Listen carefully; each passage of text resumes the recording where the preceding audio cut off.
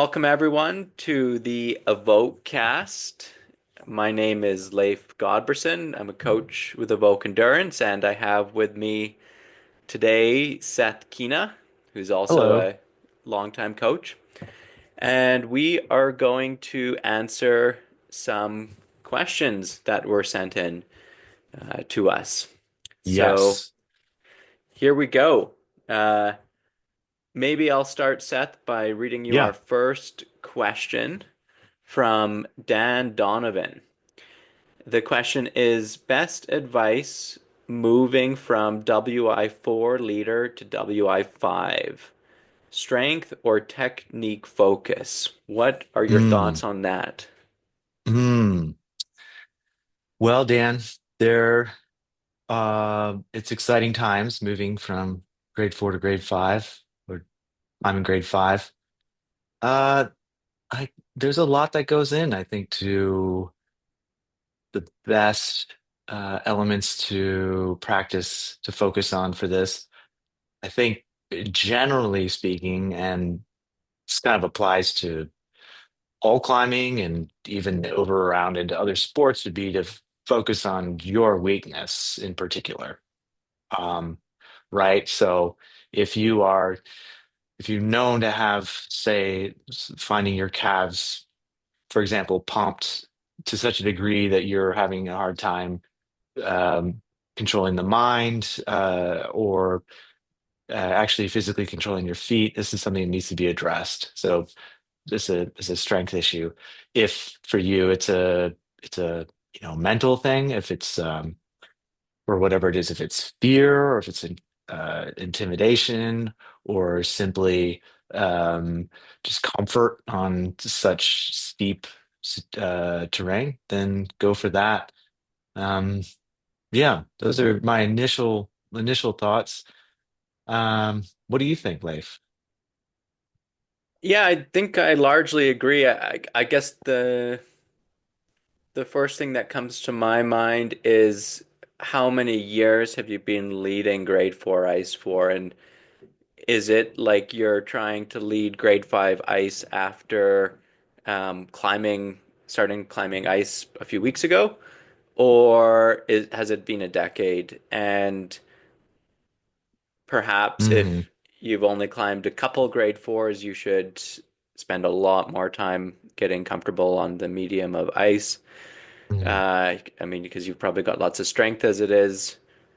But if you've been climbing grade 4 ice for 20 years and you've still been having a hard time breaking into the grade 5s, maybe you should think deeper about why that is. Maybe it is more of a strength issue.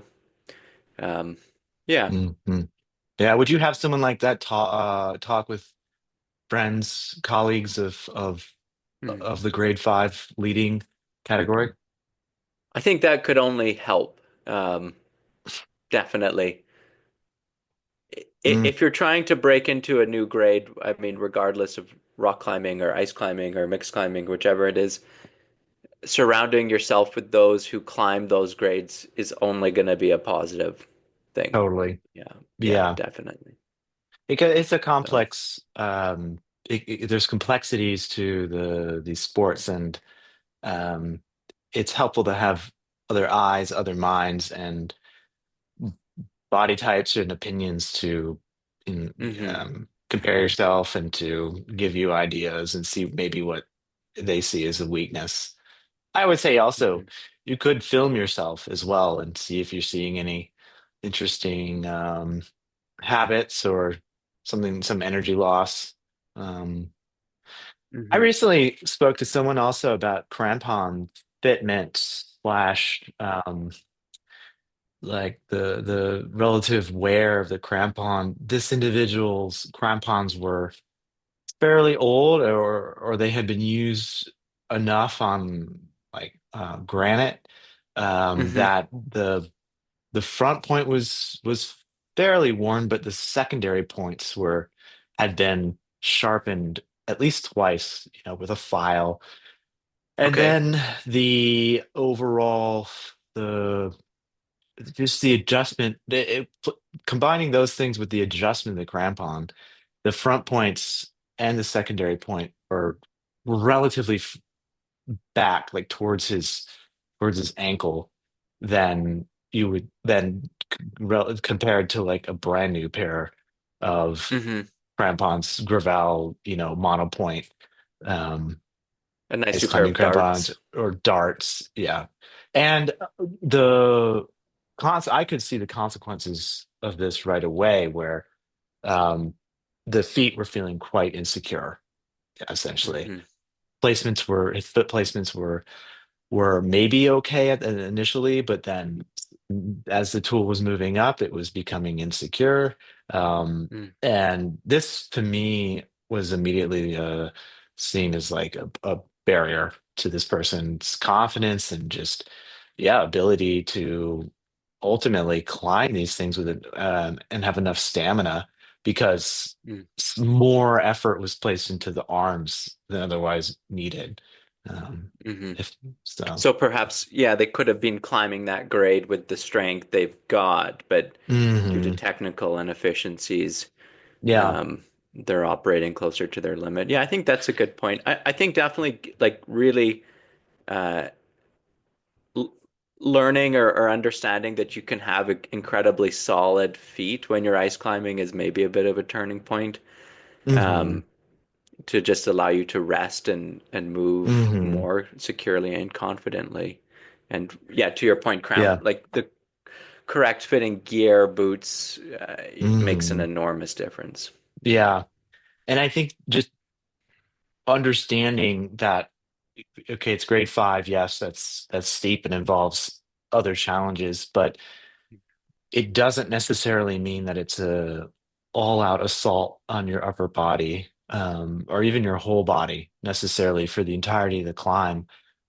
I Hmm. find that it can be surprising that how secure, relatively speaking, one can be on their feet, and how many positions of low energy you can find even on a continuous vertical sheet of Mm. ice. So, Hmm. Yeah, I think that sounds totally. like a good approach. Definitely. Right on. Well, Dan, I hope that helped. So moving on, got a question from Mark. Mark asks, I have been told training for ski touring and ice climbing differ greatly. What are those differences? I.e., uphill touring is a weekly weight session and a lot of lower half training, etc. So Well, it this sounds is a like you, bit of an open-ended question. Um, yeah. I mean, yeah, I think you nailed it. The big difference, generally speaking, is uphill touring is primarily lower body movement. Of course, you use your poles a bit, but it's mainly the legs that are moving the body uphill, and ice climbing is much more upper body dominant. Um, yeah, I mean, training for those activities is likely going to be quite different. Perhaps if Mhm. you're doing a lot of ice climbing with really long, involved approaches done on skis, there would be some crossover. Um, Mhm. but I would say in general, the training would be completely different. Yeah. I mean, if your focus is Right. on hard ice or mixed climbing, Right. probably you'd be most served to not do much, if any, ski touring. It's not going to help you. What are your thoughts, Seth? Yeah, no, definitely. If you're focusing on the extreme end of ice mixed, as in you're pushing your personal limit, you know, for for bigger numbers for yourself. Um, yeah, ski touring, assuming you're using, you know, touring, normal touring weight gear, and you're going out for hours at a time, probably want to minimize that, if that's kind of your end goal, aim. Probably maybe it's an extreme example, but like some comp, mixed ice climbers, probably don't ski tour that much during their season. But at the same time, workouts, if we're talking about training earlier, say in like October before there's snow tour on, and maybe before there's much ice to climb. Um, yeah, you're looking again at hiking around with a backpack on for your ski touring training, and then possibly gym workouts as well, lower body focus. And then ice climbing training is going to involve, yeah, mostly gym workouts, pulling in your tools, maybe some dry tooling if that's what you have access to. Um, so yeah, those are disparate things. What you can do is focus on, 1 week of ski touring training, primarily with just a couple quick max effort hangs or pull ups or something that have around ice climbing, and then the next week maybe do more climbing, dry tooling, or ice climbing training, and de-emphasize, deload the ski touring training. It's just an Hmm. idea. There's many iterations on this. So Yeah, and this makes me think we're really focusing in on the physical aspects, of course, naturally, is like we often yeah. do with training, but obviously, uh, ski touring, you probably want a certain level of competence skiing downhill and potentially challenging terrain. And I mean, Yeah. that's just going to be a time issue. And similar for ice climbing, it's very technical sport. The physical portion is just one small piece of being Hmm. a well-rounded ice climber. So doing those climbing sessions where you're trying to push your technical ability, it's really important. I think that you're well rested up for it. And if you're doing uh, heaps of ski touring and you're drained and tired every time you go ice climbing, it's probably going to be pretty difficult Hmm. um, to develop Yeah. those skills. Yeah. Yeah. So probably if you're doing both, you got to do a little bit less of both to get some good quality out of both. No, Yeah. it's possible. Everything People has a do it. cost. It's possible, It's but true. yeah, it's everything's got Yeah. a cost. So Yeah. Yeah. So, Taylor, how do you incorporate stretching into training? Is it important? Does it aid recovery? Hmm. what do you think, Seth? Um, I think that it can, especially for folks who are predisposed to, injuries from lack of mobility, or um, have past injury where there might be some um, mobility impairment from that injury.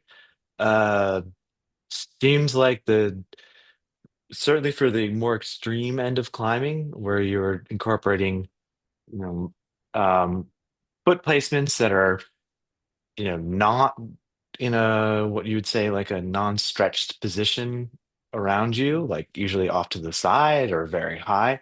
If you don't have the mobility to be able to lift your leg up, um, to place it there, you're going to face a limitation. So it's definitely going to help Mm, with that sort of thing. I think that I don't know if I've seen enough evidence one way or another for me to, you know, firmly say that stretching is good or not good in that really basic hmm black and white terminology. So, hmm yeah. Yeah, yeah, I think with stretching, perhaps one benefit of it can be that it gives you a chance to, you know, have some real time to relax and just kind of like, uh, especially on a rest day. I mean, if someone's just going to try and take 30 minutes to do some stretching, it can be a very Hmm. useful way to relax, especially Hmm. if you do it before going to bed. So, I mean, if the exact stretches you do maybe don't matter so much, but it's a good opportunity to just kind of disconnect and perhaps be a bit more Hmm. mindful, if you will. Hmm. Um, Yeah. my other thought is that if you do, I mean, especially in the extreme case, if you become or you are hypermobile, developing strength at the end range of your movements is really important because I think that's where you can really get injured easily if you have this tremendous range of motion, but you're very weak in those end positions, Hmm. um, that's where you're most likely to injure yourself. Hmm. Um, and then I guess high level thought is probably not doing that much. Probably a bad idea to do long static stretching before activities, but Right. short dynamic kind of Right. stretching can be good to kind of warm up the body, yeah, to get it Hmm. ready. Yeah. I So, think it's very individual. This, yes, yeah. yeah, but indeed. Yeah. And I think also comfort with feeling a stretch in your Hmm. body during this while you're doing the sport. For example, hanging with a slacked upper body when you're climbing a route that relaxing your upper body muscles um, makes where a route would make sense. Being comfortable um, in those positions is Mm. important to actually. Um, so if stretching is a means for that, then I think it's useful for sure. Hmm. Yeah. Sounds, hopefully that answers your question, Taylor. Hmm. Our next one is from Maxi. Hi, greetings from Argentina. Thanks for taking the time to make these super interesting podcasts. Do you have any advice or strategies for someone who wants to improve their aerobic efficiency but can only stay below their first threshold at a very slow pace? Should this person only do run walk intervals, and if this person can't train more than 4 hours per week? Since they're a beginner and need to avoid injury risk, how would you stimulate improvements in aerobic efficiency? Thank you so much, and sorry if you've already answered this in another episode. Seth, what are your thoughts on this? I think we have discussed Yeah, this to some degree on previous episodes, but we can always go right. over it again. So run walk is effective as well as using other tools such as state bicycle, um, elliptical machine, uh, treadmill set to an incline, uh, even a rowing machine. Uh, these tools will reduce the impact, but you can still generate stimulus sufficient to have, you know, cardio load such that you're in your desired zone. Generally speaking, some of them it is quite a bit of effort, so you need to kind of adjust accordingly. So, kind of my experience has been someone has enough time and energy to train their base or their zone one, zone two, more than what their body might otherwise handle if they're using a modality of greater impact, such as running or hiking on steep terrain. So you can, kind of run the aerobic clock and get effective, mitochondria biogenesis and increase the aerobic threshold by using low impact means such as the machines I spoke of. Hmm. Is that some of your experience Yeah. too?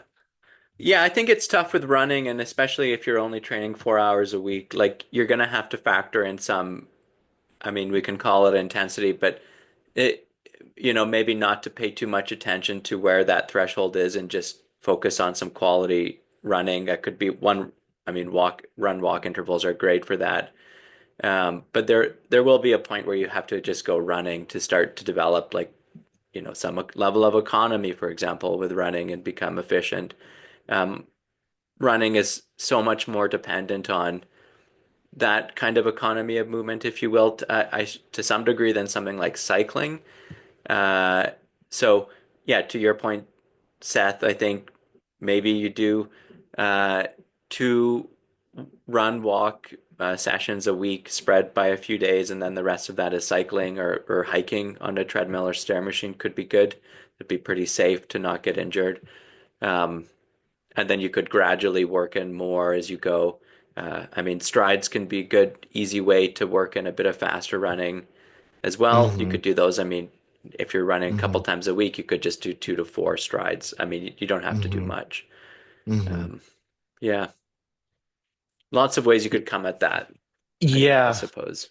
yeah, and I think in being sure to incorporate uh, some amount of strength that's Hmm. supporting these, whatever areas of concern you have, hips, knees. Um, sprinkled in through the week and along the way.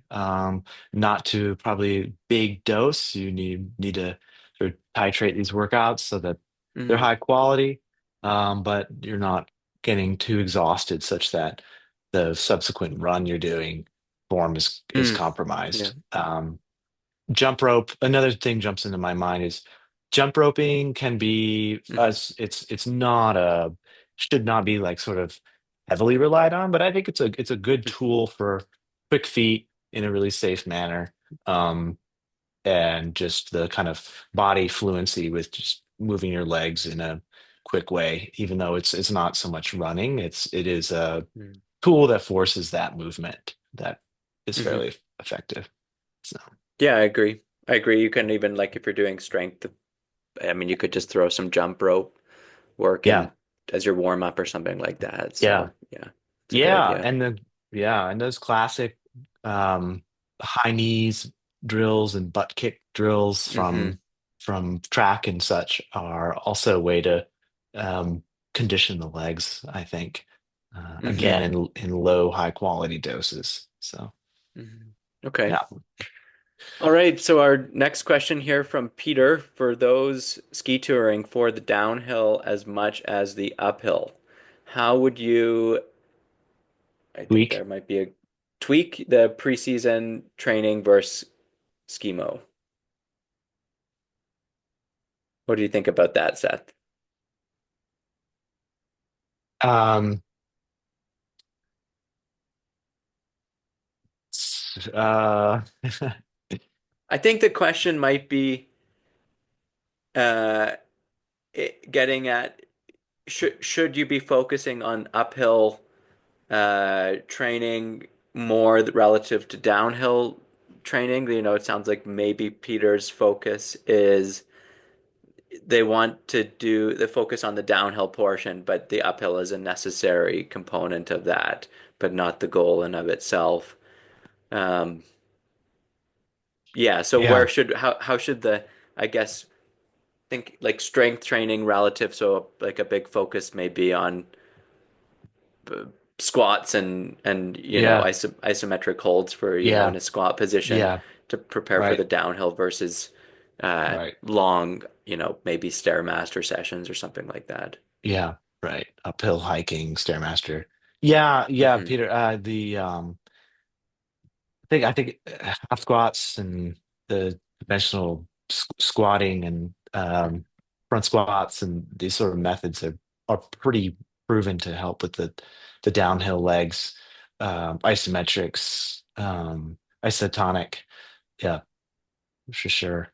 Um, Hmm. yeah. I think I mean I because this is somewhat of a common thing. I mean, even if you're a skimo racer, Hmm. you still need to be preparing for both. And I mean, perhaps Hmm. just gearing your strength work, more very kind of focused towards, what it'll look like when you're skiing downhill, kind of eliciting Hmm. that Hmm. same, uh, adaptation, if you will. Yeah. It doesn't really have to be separate from your aerobic training, if you will. So, I mean, if you're doing strength a couple times a week, Hmm. that's the opportunity to work on the downhill portion. Hmm. And then everything else is more aerobic focused. I don't know what you think about that, Seth. Yeah. Yeah. Yeah. That distribution sounds right. Yeah. Hmm. Yeah. Um, yeah. I think that a challenging thing for those who are most focused on the downhill part of touring is their setups will also be heavier to try and Mm, maximize the fun on the down, mm-hmm, which is mm-hmm, great, but it also means you're going to be using a lot more energy and ultimately mm-hmm. potentially doing less skiing. Um, so It's possible. yeah, yeah, Yeah, for sure. Definitely. so It's something a to think it's a about. balance, right? Yeah. Hmm. Yeah. Yeah. So hopefully that helps, Peter. Yeah. Yep. All right. So, question from Lucas. Curious to hear how Leif trains for Classic Rocky's FKTs, fastest known times, particularly the style with lots of unroped travel over loose fourth and fifth class terrain. Are there ways of training for this without just spending a lot of time in that kind of terrain? Or is it primarily a time and comfort thing? Um, Mm. Tricky Well, don't want question, to, yeah, tricky don't want to give it answer. any secrets on here. Uh, I, I no, there, recommend training for running down spree as fast as possible. yeah. I mean, yeah, there are no secrets, of course, but I think in general, I think you'd probably agree with this, Seth. But for me, I like to just always try to keep a high-ish level of general fitness, and I guess that just looks like spending as much time out, in the mountains as I can, which is mostly low intensity work. Hmm.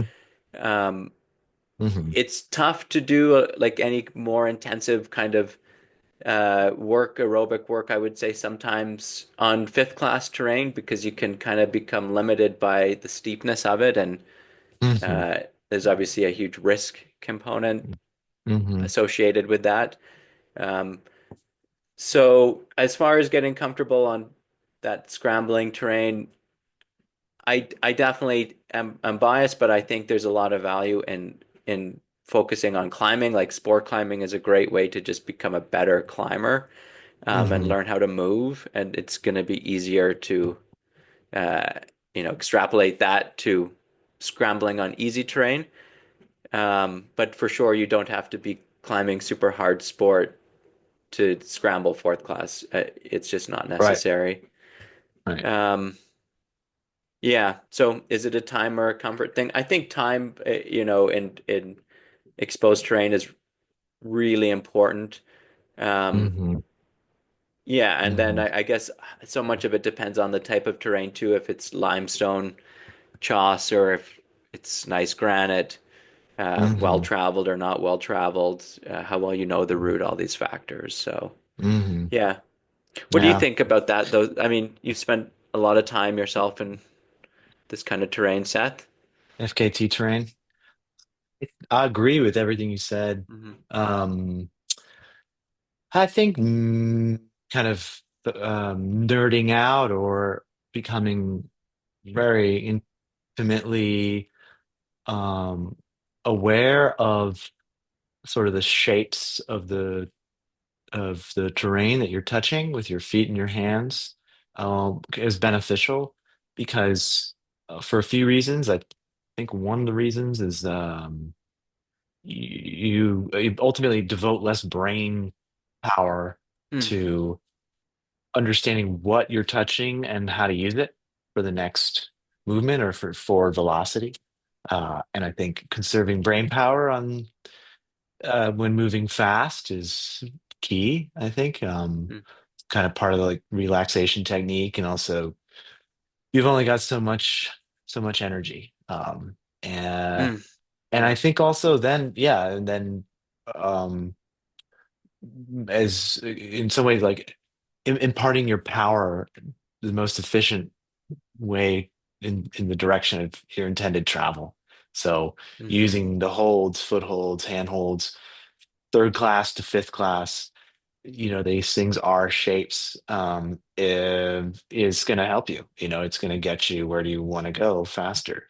I know that hmm, might sound really elementary, but I think there's from experience, and that you kind of Leif, you innately know the way that you need to move over different terrain, and you probably don't think, how do I move over this stuff mm. to be fast, right? It's just you just do it, so Yeah, it kind of reminds me. I mean, Seth, years ago we did a traverse actually together and yes.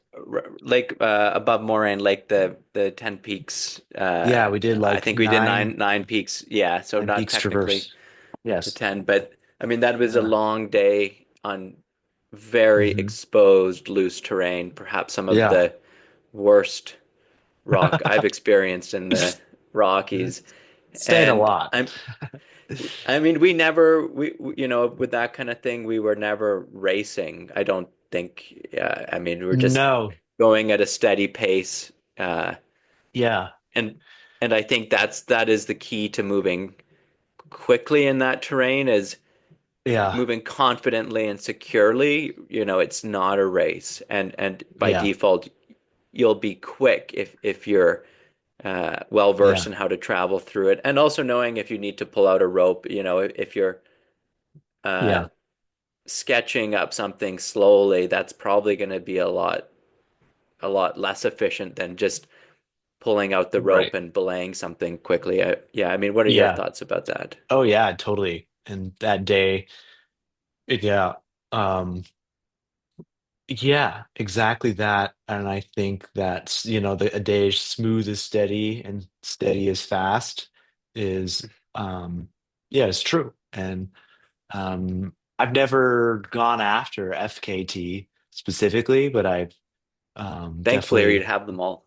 oh past life. But I've definitely, yeah, moved quickly on, what I definitely felt quite quick on terrain. And at a certain point, no matter what, you're faced with this choice of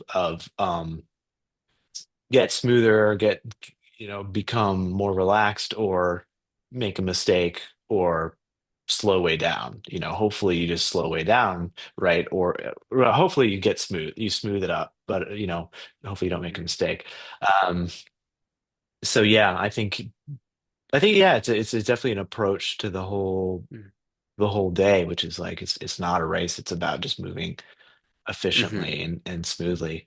And I think back to, yeah, probably when someone's going to be going after FKT2, there's a lot of research that you're going to be doing. It's Hmm. unlikely that you're on-siting the the um the traverse or whatever it is to then have it also be the FKT. You're probably rehearsing things and Hmm. knowing about the terrain, and you might put a rope on here, or you might rappel this versus down climb this, or what have you. Hmm. Switch shoes here, switch whatever it is. So, um, The one other thought it makes me think about, because I mean we get this from time to time, but the mindset of an endurance athlete relative to a rock climber, generally speaking, is very different. And I think when yeah, it comes to building those skills of moving competently on rock and exposed terrain, that there is just no shortcut to spending time on that terrain and being patient and building up right, time. right. And I think as runners, there can be a bit of a tendency to try to fast track things, um, Mm, because if you're used to running 15 or 20 hours a week, you know, probably going bouldering and spending 2 hours working on a few problems to move, you know, a few meters is pretty difficult, right? So yeah, totally.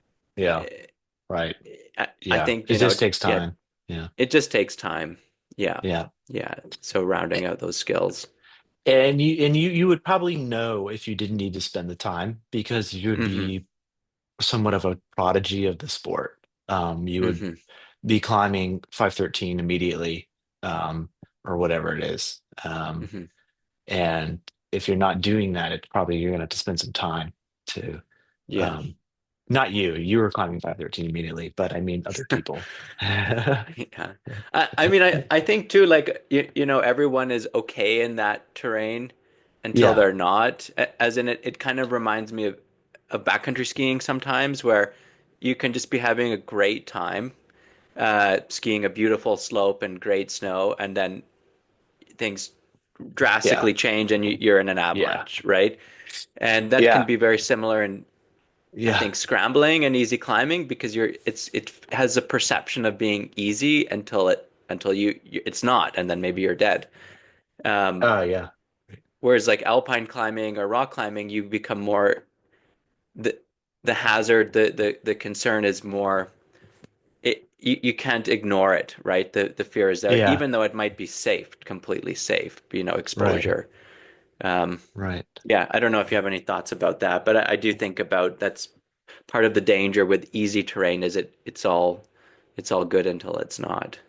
Yeah, totally. Yeah, yeah. And I think naturally moving quickly, are you're just moving quickly. You're moving up on things Hmm. faster than otherwise.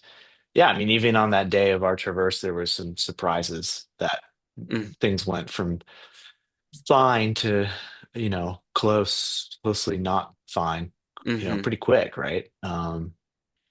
Yeah, and I think it was a challenge of moving quickly is, you know, on terrain that's otherwise not rehearsed, is that you need to kind of imagine the the friction of on that piece of terrain, the force on these hands, the force on your feet, how your body's going to be positioned, what you need from the terrain, what you need from your shoes, your hands, ahead of time. Mm-hmm. Because I think, to maximize safety and efficiency. Um, yes, because if you're down climbing stuff or climbing up things quickly, and things you haven't rehearsed before, you know, you're essentially you're going to be relying on your points of contact. And if you're, you're kind of going with minimal safety systems, being confident that you can either hold on and figure it out or move up and not need to figure anything Mm-hmm. out is really important. So if I feel like if you are not confident you can do that, or sort of visualize those things, you need to, you know, consider a different objective or something. So, Mm-hmm. you I see think what I mean by that? yeah, I think that's a good, I think kind of what you're getting at is having this margin, especially, Hmm. having the capacity to deal with things if they get more challenging or not. Right. Um, yeah. Yeah. Well, I think And we, rehearsing yeah. as a tool for safety, but for Hmm. FKTs, I mean, yeah, there's no rule that says you can't rehearse something to death. So, Hmm. Well, I mean, is there? literally. Oh, to death. Oh, to death. Oh my. Yeah, no, I mean, I think if you want to push your standard or anything like that, you want to put in the time. Yeah, Um, totally. yeah. Like people who've done a big traverses, Patagonia, for example, Hmm. massively technical traverses. It's not like these guys just started on one end and just Hmm. did it in that one time and then that's it. These guys and gals have taken seasons to figure this stuff out. Um, Hmm. you know, projecting things is, yes, it's might take the on-site sexiness out of it, but it's I guess I'm beating I'm saying this multiple times because it's surprising how few folks realize how much rehearsal goes into some of these things. So Hmm. Hmm. yeah, Yeah, I agree. I mean, I feel like this is a topic we could probably just do a whole podcast on, yeah, in of itself and yeah, continue to expand on. So maybe yeah, another time. yeah, Um, totally. Let's see. We well, got hopefully one that helps, from, Lucas. yo, Andras, is that right? yeah, Andras. Andras. How do you train downhill running for ultras? This is my weakness. Probably a lot of people's weakness. Leif, Yeah, I you're think. real fast going downhill. What do you say? Well, you could always be faster, I think.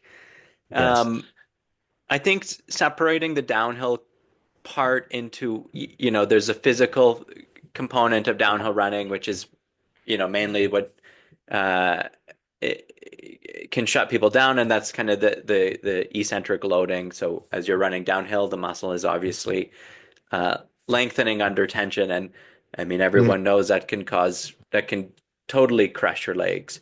Um, I yep. suspect that can even be the reason why you can have some really talented marathon runners who come over to the ultra scene, and I mean they have more than enough of the facilities to be fast, but the downhill component, the repetitive up and down can be really challenging. Mm, Um, so, I mean, that part can be trained. I mean, the best way to train it is, of course, running downhill, uh, hmm but that can have other downsides.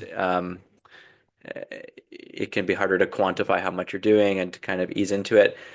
I do think a really good way to train downhill if you're newer into it and it's difficult for you to access a lot of steep terrain is and these are on the website, I believe, but the muscular endurance protocols, the gym style ones, especially Yes. the split jump squats. Yes. Uh, I mean, these work really well to have a similar effect as downhill running. Um, and then I guess my other thought would be the more technical component of downhill running, and that's actually learning how to move in that hmm terrain. Um, in my experience, often people who come from even like a mountain biking background or skiing are better at it because they're more used to, hmm taking in things coming faster and being hmm comfortable with their body shifting and moving, if that hmm makes sense. Yeah. Um, so that can help, but I mean, downhill intervals can be Downhill good just to intervals. practice that. Yeah, Yeah. and hmm trying to consciously think about always being as direct as possible too, right? If you're running downhill, you don't want to be doing like lateral movements all the time because that's just not going to hmm be super efficient. hmm Um, hmm yeah, what do you think, Yeah. Seth? Yeah, I've coached folks for downhill speed Mm-hmm. and resilience because it is a weakness. And yeah, I agree with everything you said. There's sort of the head game, or the head component of it of sighting up foot placements ahead of time, and focusing more on direct movement, like you're saying, rather than bringing in more lateral, or maybe when it is appropriate to bring in some lateral touches on something. Um, that's like kind of takes some experience, Mm-hmm. experimentation. Downhill intervals, I those work really well, especially for those without like big long descents, such as like man-made or human-made embankments of some sort, just running laps down that thing. Um, yeah, those are can be pretty impactful, and you want to gradually get into that kind of stuff. You Mm-hmm. know, start with way less than you think you should, and see how you feel the next day, and maybe add one or two more in. Yeah, that yep, and the gym ME workout. I've had people do the gym muscular endurance workout actually outside on a slight decline. Um, Okay. and slight decline 5%, 7%. It doesn't have to be that much. But what essentially happens is that every repetition we're creeping the body downhill. But further, I think it incurs a few things. You get more, I think you do get more impact onto the limb, the leg. And I think the joint angles and the body positioning is Mm. slightly different, and it's more obviously it's going to be more like going downhill. Um, I think for sure training in a flat gym is going to still have a great effect, but um, taking our intensity and adding in more specificity to it, I don't think you can do harm with that. Um, Mm-hmm. so Yeah. people can experiment with this, essentially jumping downhill on one leg. So, Yeah, I think that's really good points. Um, Yeah, I mean, ultimately, the best training you can do for any given thing is probably going to be doing that thing, but of mhm, course that has huge limitations. So if right, you try to think about where you want to end up, how are you going to get there and building that roadmap? right, right. If you have to run an ultra with 10,000 meters of descent in it, ultimately you're going to need to run a lot of meters downhill to get the legs ready Yeah, for that. And if you are right. only doing split jump squats, it's Yeah, that probably going might. to be pretty tough. Yeah, you could So, Do a lot of split jump squats, but it's still not Mm-hmm. probably going to be the same as that Mm-hmm. stimulus. Right. So there, yeah. If you do have an event with a lot of downhill, it could be worth the resources perhaps to go somewhere where you can train far enough ahead of your event so you're not wrecked, but on long downhills if you don't otherwise have access to them. So Mm-hmm. yeah, and single leg strength is super important. So starting way earlier in your training, doing perhaps before the muscular endurance, you just essentially resistance exercises with single leg. So I don't know, Bulgarian split Mm-hmm. squats with barbell, something like this. Mm-hmm. Um, Yeah. Okay. Thanks everyone for writing in with your questions. Stay tuned for more of these Ask Evoke prompts on our social media. Until next time.